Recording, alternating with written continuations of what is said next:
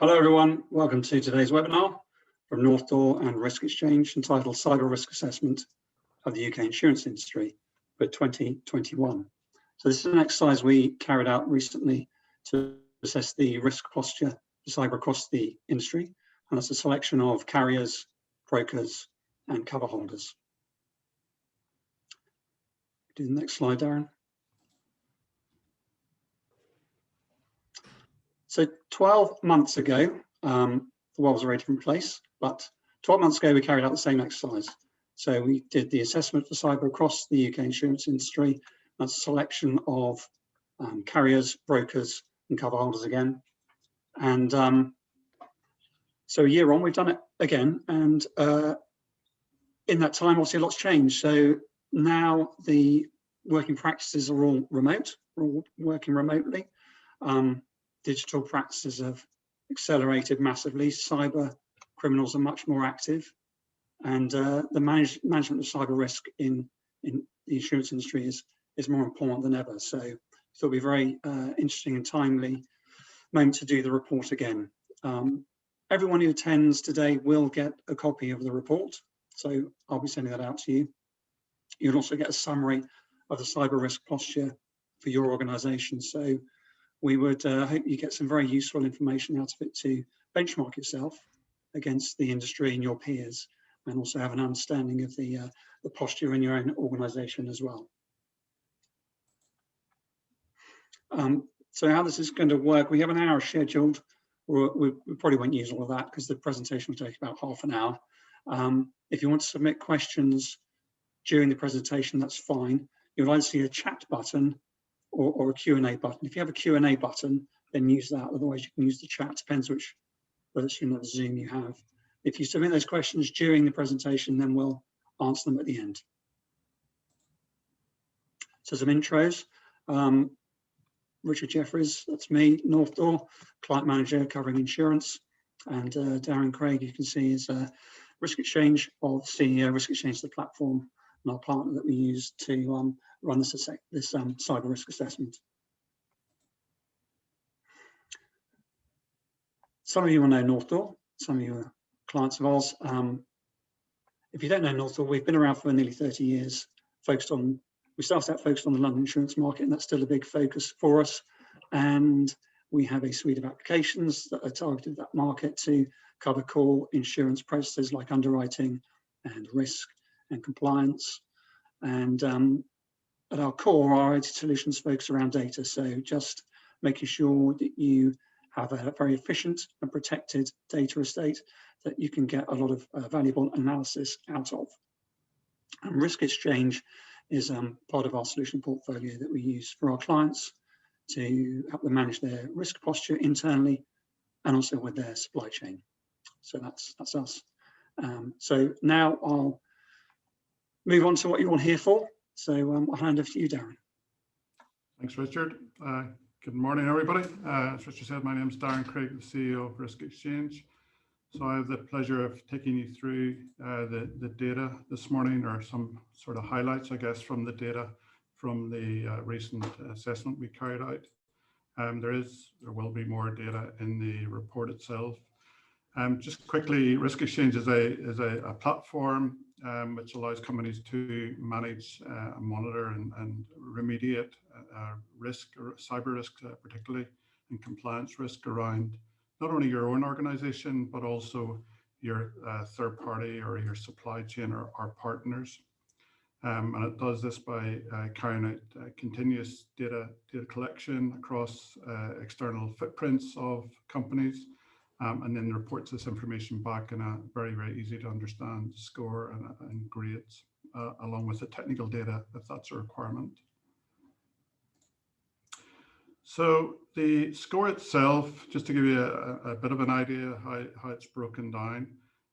So the score is sort of weighted. It runs from 300 right up to 900, and it's weighted across a number of different areas like application security, network security, encryption, for example, email security. So there's about 10 different domains it's weighted across.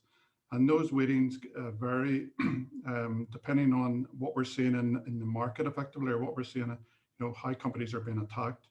So if the companies are being attacked through maybe phishing attacks or email type attacks, then we'll adjust our weighting to allow for that.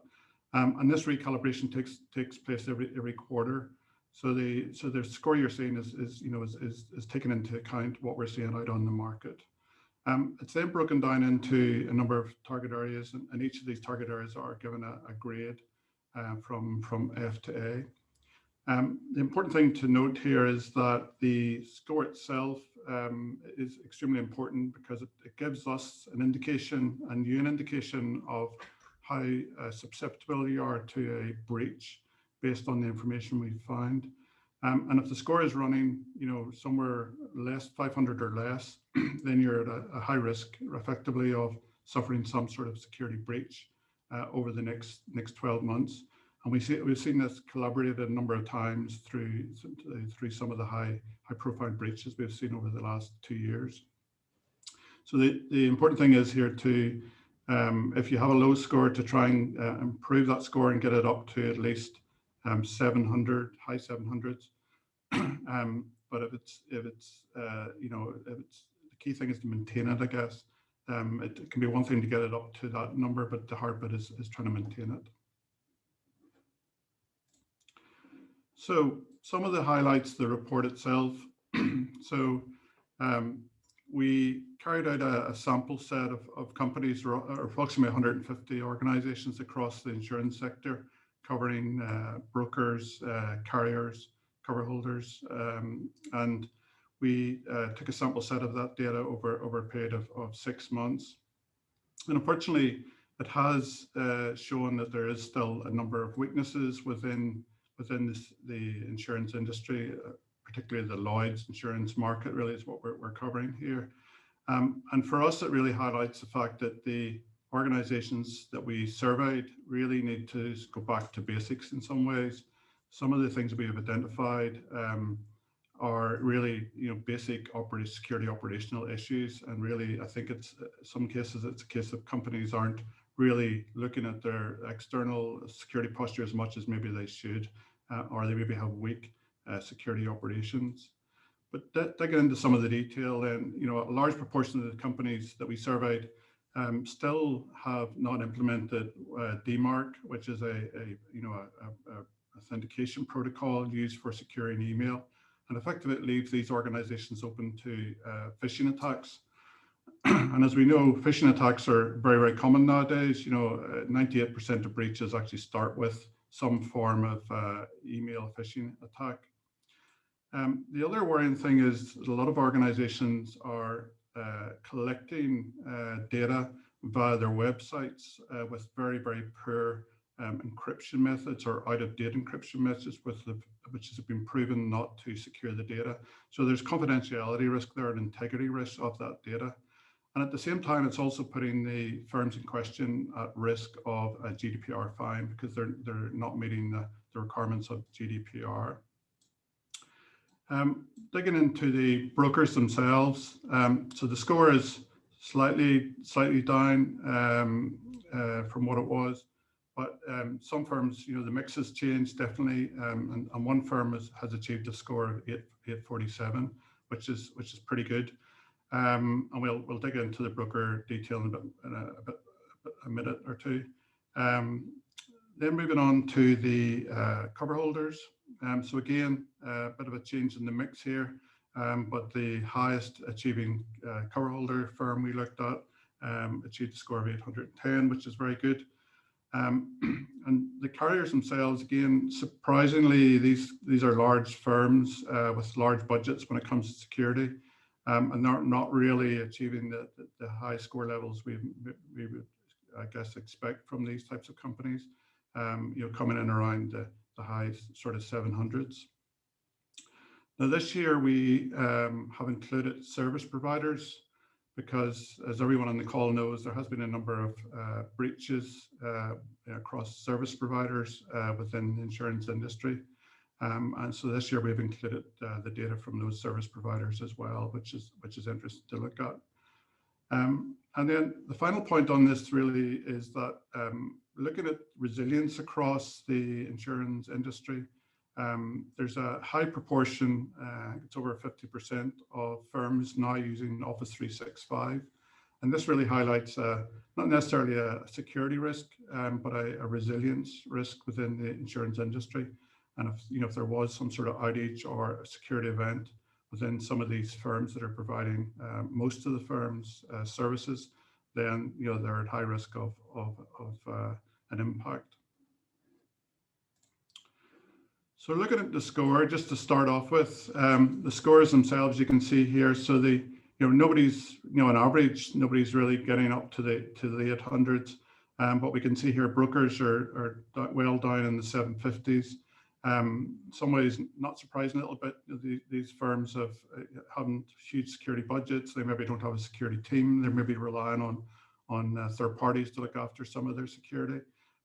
But again, what this highlights to us is that the security operations really is not getting the focus that it should, based on the findings we've seen from our data.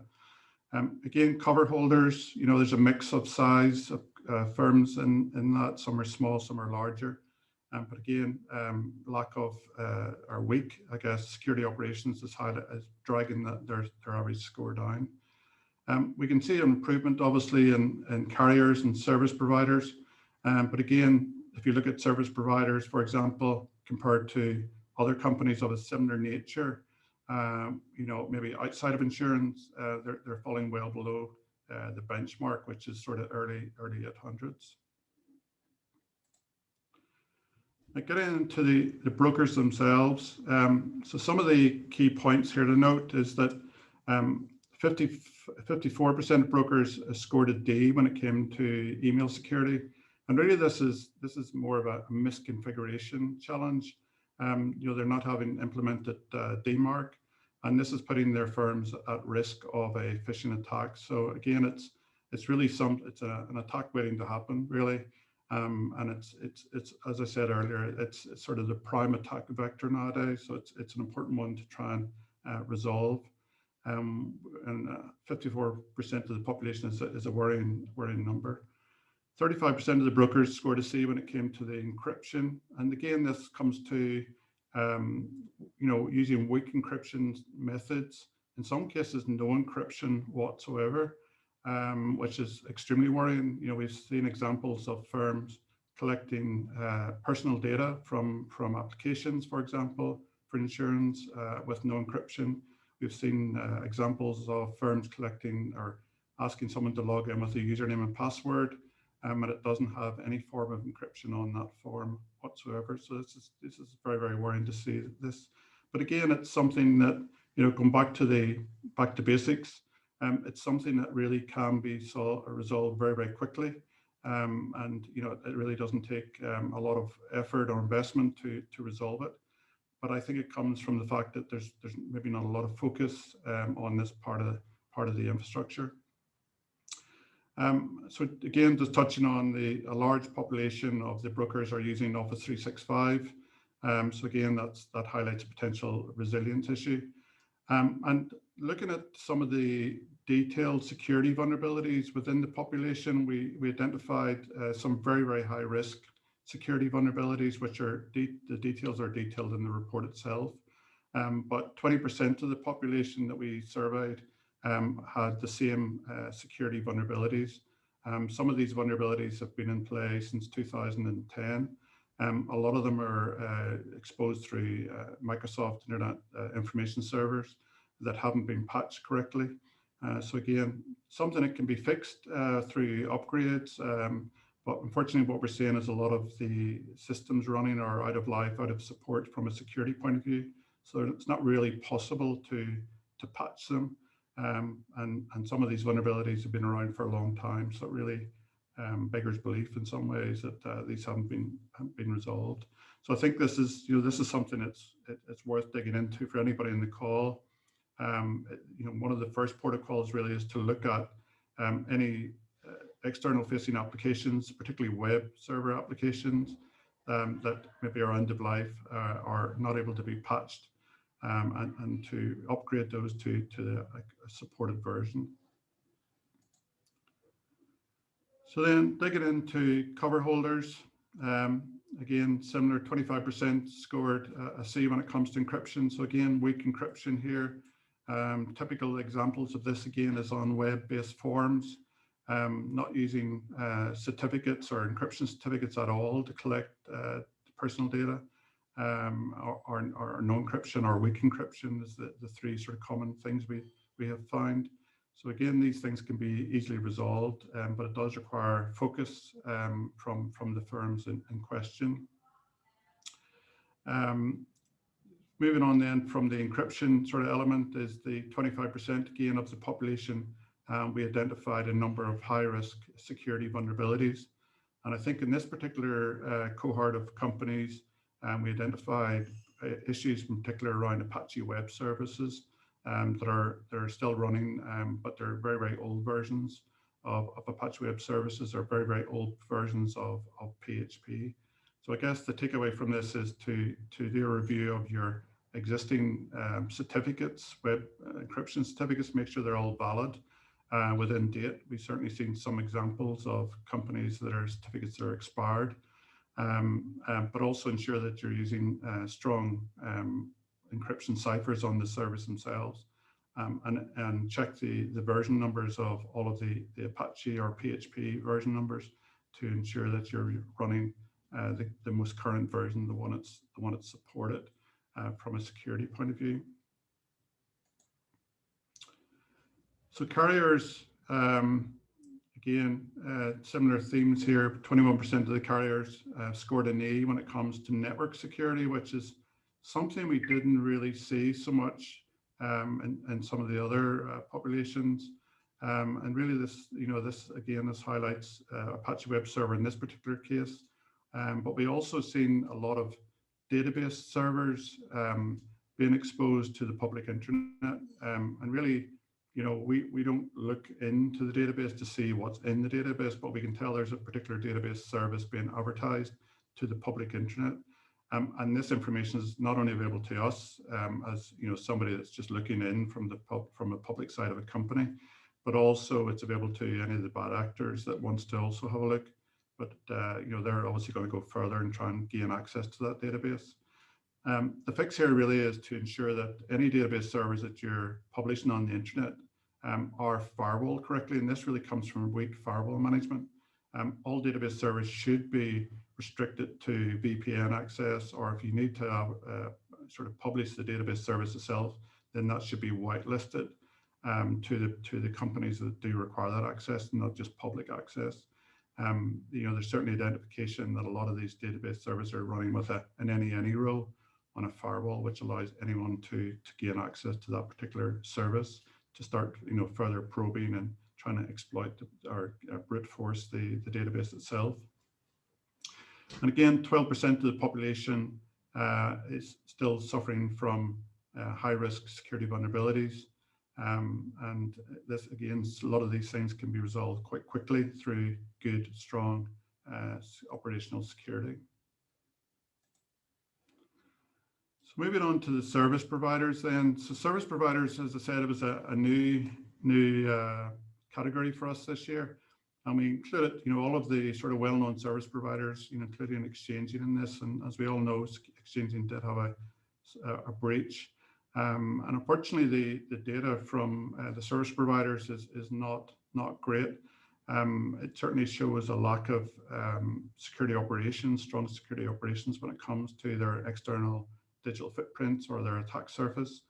I think the worrying thing for us on this is that it is exposing the whole market, because these firms are at the center of the market. Every firm within the market is reliant on them completely.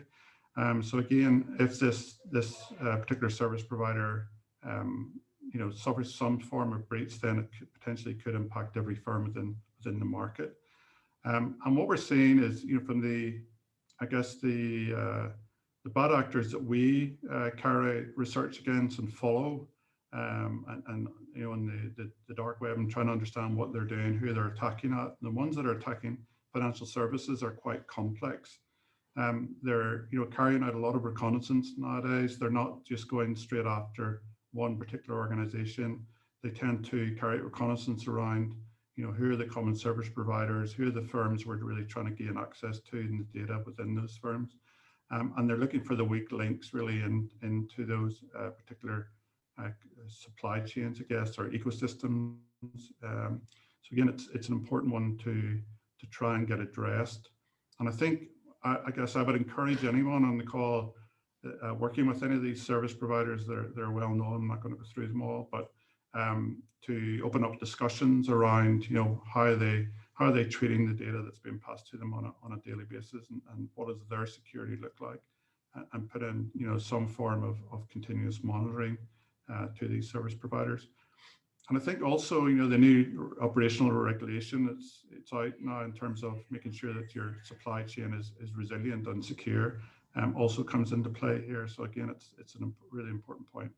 But looking at some of the data, 31% of service providers scored an E when it comes to network security, which is extremely disappointing.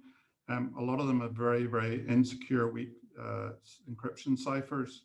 When we look at some of the ciphers, the ciphers have been around for a long time. They're very well known as weak ciphers. And really this comes down to, I guess, bad build policy or bad configuration management, really. And really somebody's not checking these things as often as they should.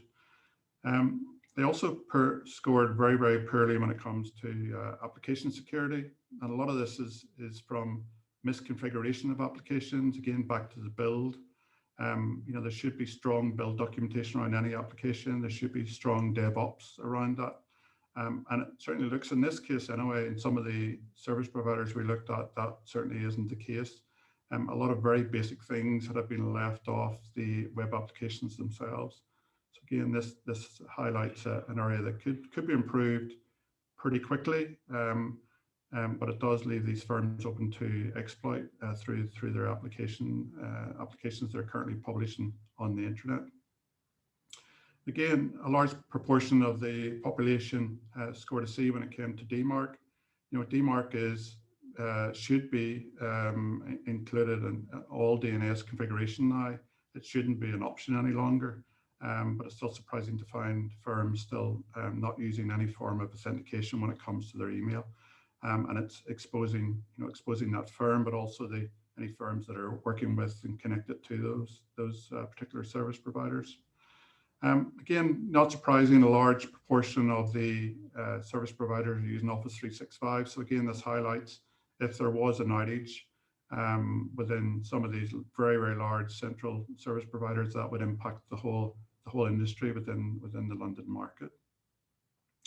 And again, we identified a number of high-risk security vulnerabilities.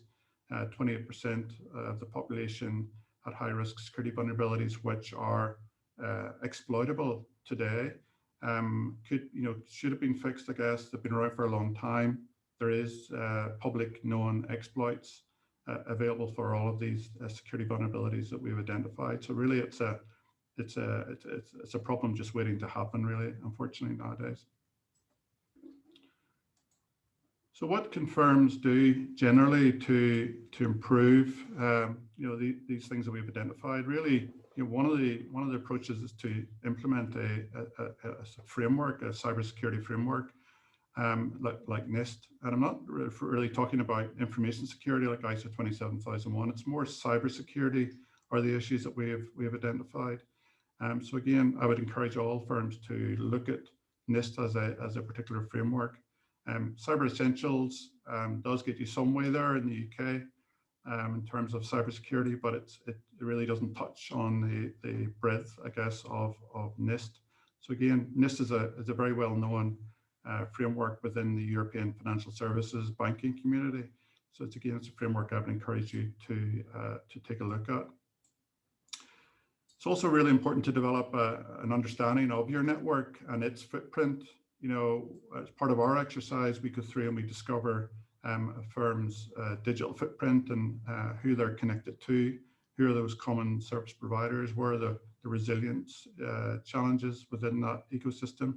And this is something that you should be done on a regular basis to identify who are our third parties, who are they working with, who are their fourth parties, how are we connected, what's the information we're exchanging, between these organizations, and how is that information secured, and how are those parties securing the data while it's in situ or in storage while it's in their hands.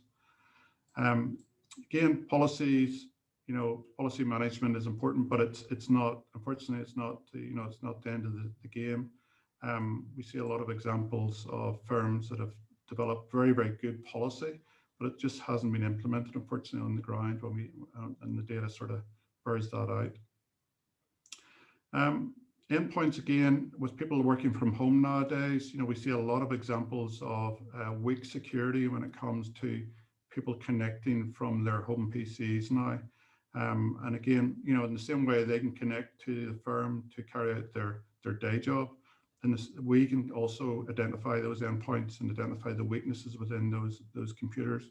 And our data shows that these devices are, some of them are infected with malware. I'm not talking particularly about the insurance survey, but typical things we find are a lot of the endpoints are infected with malware, and they're distributing that malware around other machines within their computers within the firm. Again, certificate management around encryption. This is a very basic thing. There should be some record of all of the certificates you're using to secure your applications. Unfortunately, with certificates, they're signed up for on a probably typical 3, 5, 10-year type basis, and they tend to get forgotten about. And you don't really know they've expired until somebody tells you they're expired, because they've got a large red warning sign coming up from Google or their browser telling them that the site is not secure, or still that somebody has managed to compromise the data that's been lifted or pushed in through the website, because there's no level of encryption there, and they're prone to some form of man-in-the-middle attack. So these are just some of the things. We've highlighted these again in the report itself. It's worth taking a look through. I'm more than happy to speak to anyone offline after this, to go through these in a lot more detail and look at the results from your particular firm, and make some recommendations around that. So I'll hand back to Richard. Thank you, Darren. It's very good. So a couple of questions come in, which we'll go through. First one is about shared services. So if we're concerned about the security of third parties that we use, like the shared services companies in the London market, what can we do about it? Yeah, so as I touched on, the first thing is to try and identify the risk there. And, customers of Risk Exchange would use Risk Exchange to carry out an initial discovery exercise against those third parties, and set them up what we refer to as a monitor account. But that will tell them the types of issues, if any, that particular service provider has. The next step really, then once you've identified, is to open up that discussion. We certainly wouldn't recommend using the data that Risk Exchange provides to some form of stick. It's better to collaborate with those service providers and work with them to address the issues. All of the data that you discover or Risk Exchange discovers and presents to you is also available to that service provider. They just need to join onto your account. So again, the information is there, and I would suggest that you build a strong relationship with them and collaborate on any particular issues you're finding. Okay, good. The other one is, does Risk Exchange keep a historic record of cyber scores for us to evidence to a regulator? Yeah, it's a good question. So the data that you see on a daily basis is the current data, because the data is updated every day, every 24 hours, or it can be updated every 24 hours. So that's the most current set of data. But if you wish to look back further than that, we hold data up to 3 years. So you're able to look back on data, if that's a requirement, to look back on data over the last 3 years, and maybe do some comparisons in terms of how your performance has improved, or your third parties have improved. But again, it's also useful to benchmark your organization against other types of companies or other companies of a similar size. So again, we use this data to provide benchmark data to our customers. Great. Okay, well, that's it for questions. So yeah, the benchmark bit is key here. we've got the report from last year and this year. So you'll be getting the report from me for this year. Last year's report is available as well if you want that as a comparison. And we give you the summary cyber score for your company as well. So we give you some useful comparison benchmark data. We'll also make the offer of a trial access to the platform for attendees and a consultation with us to go through the platform and the results for your organization and what you can do about it to improve your cyber security posture. So that's it for today. Thank you everyone for your time. You'll get the information through from myself, and we'll leave it there for today. Thank you very much and have a good day. Thank you.